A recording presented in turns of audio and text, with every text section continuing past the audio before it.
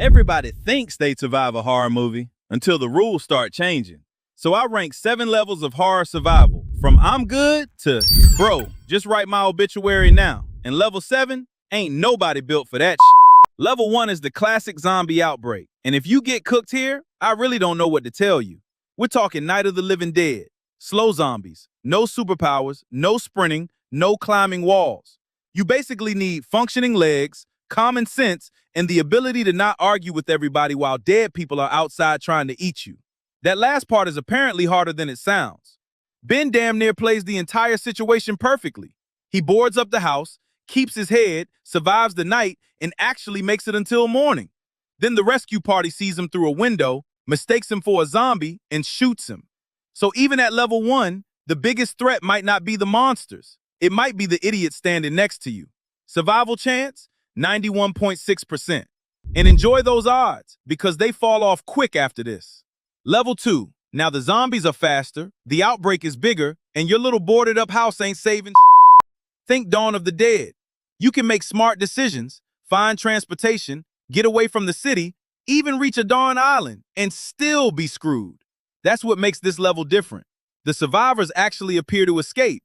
Anna, Kenneth, Nicole, Terry, and Chips get on Steve's boat, leave Milwaukee, and reach an island. Roll credits, everybody goes home happy, right? Hell no.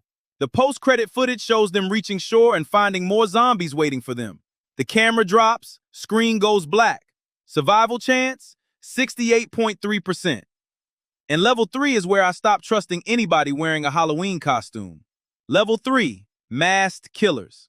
Now we're leaving outbreaks behind and dealing with somebody whose entire schedule revolves around ruining your night. You can lock doors, you can hide, you can fight back. You can even temporarily put one of these maniacs down. But the problem is simple. Horror movie killers don't respect normal human durability. You hit them, they get back up. You stab them, they get back up. You finally knock them down and decide to walk over and check the body like an idiot? Congratulations. Now you're the sequel. Your advantage is that they're still physical. They're usually confined to a location, and escape is possible. Survival chance? 43.7%. But if you're thinking those odds aren't terrible, level 4 is about to introduce you to a completely different problem. Level 4, Jason territory, 27.2%.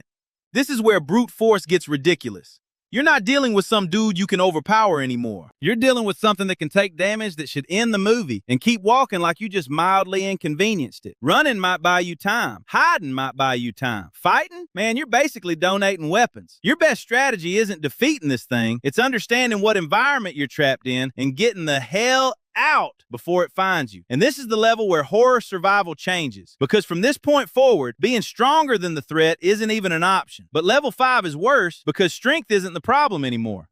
Level 5, supernatural horror, 12.8%. Think Pennywise territory. How exactly are you supposed to fight something that can weaponize what you're already afraid of? That's what makes supernatural threats so nasty. The normal rules don't apply anymore. A locked door doesn't necessarily mean anything. Distance doesn't necessarily mean anything. And whatever you're seeing might not even be real. Now survival depends on figuring out the rules before the thing hunting you figures out how to break you. This is where people who spent levels 1 through 4 saying, "I just grab a gun," suddenly get real quiet. You can't shoot your childhood trauma, bro. And somehow level 6 makes even that look manageable.